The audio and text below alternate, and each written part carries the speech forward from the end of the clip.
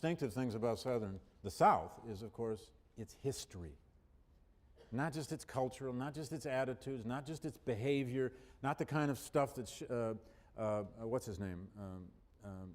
John Shelton Reed, the great sociologist, is always doing these surveys of attitudes about Southerners, of Southerners, by Southerners. But let's remember, the South had a distinctive history. The antebellum Southern economy became, by the 1820s, without any question, a slave economy. And by the 1820s and 1830s, the American South became what I think you could safely say was the fifth slave society in human history, maybe the sixth. This is debatable. Now, for a long time in American scholarship and in American classrooms, one of the deep mythologies about this whole story of the era of the American Civil War in the Old South is that the Old South's plantation economy was dying out. Soil was being eroded and wasted along the eastern seaboard. And they were using up the great soils of the Mississippi Valley. And over time, that slave system just somehow wasn't gonna work out. Now, Ulrich Phillips argued this years and years and years ago. Others argued it from real research, but along came Robert Fogel and Stanley Ingerman and a generation of other scholars from the 1960s on, and there were people even before them who looked at the Southern economy through cliometrics and statistics and a broad swath of new economic historical methods and analyses, and they discovered that, sorry folks, slavery was extremely profitable. The Southern economy, thank you very much, was booming. South had its greatest cotton crop ever in 1860.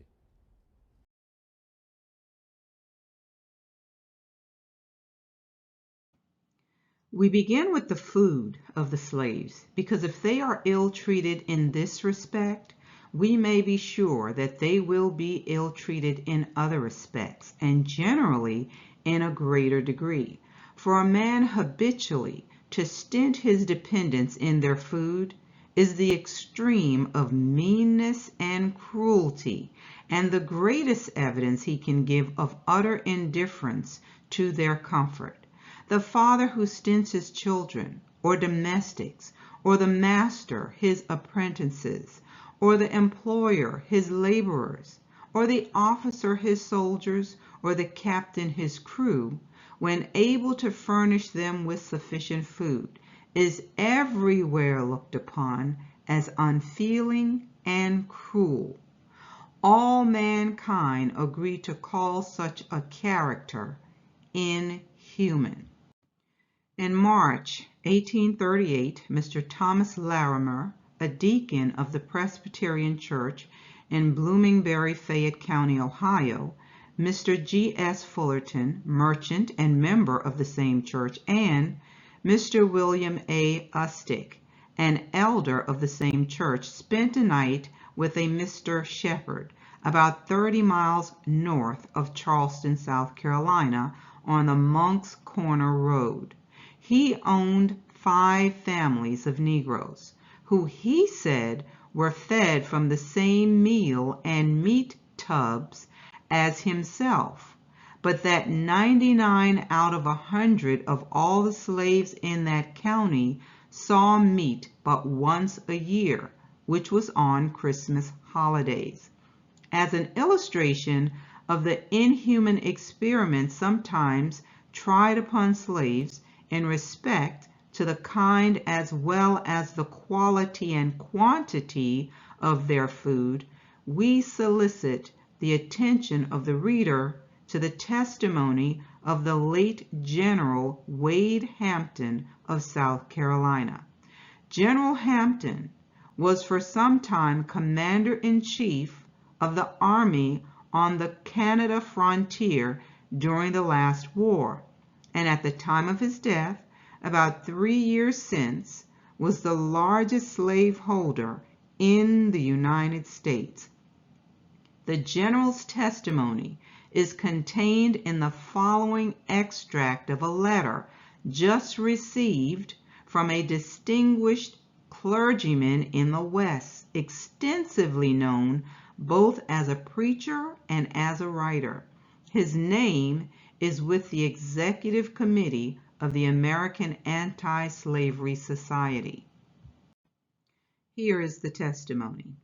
You refer in your letter to a statement made to you while in this place respecting the late General Wade Hampton of South Carolina, and task me to write out for you the circumstances of the case, considering them well calculated to illustrate 2 points in the history of slavery. First, that the habit of slaveholding dreadfully blunts the feelings toward the slave, producing such insensibility that his sufferings and death are regarded with indifference. Second, that the slave often has insufficient food, both in quantity and quality.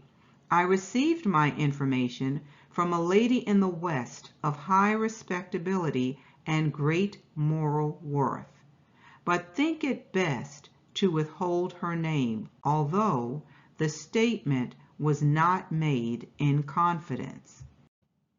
My informant stated that she sat at dinner once in company with General Wade Hampton and several others, that the conversation turned upon the treatment of their servants, etc., when the general undertook to entertain the company with the relation of an experiment he had made in the feeding of his slaves on cotton seed.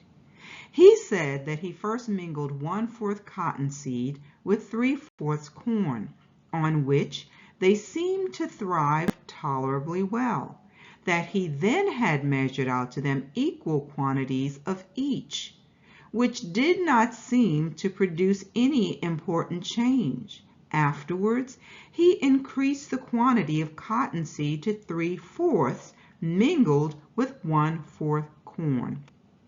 And then he declared, with an oath, that they died like rotten sheep. It is but justice to the lady to state that she spoke of his conduct with the utmost indignation, and she mentioned also that he received no countenance from the company present, but that all seemed to look at each other with astonishment. I give it to you just as I received it from one who was present, and whose character for veracity is unquestionable. It is proper to add that I had previously formed an acquaintance with Dr. Witherspoon, now of Alabama, if alive, whose former residence was in South Carolina, from whom I received a particular account of the manner of feeding and treating slaves on the plantations of General Wade Hampton and others in the same part of the state, and certainly no one could listen to the recital without concluding that such masters and overseers as he described must have hearts like the nether millstone.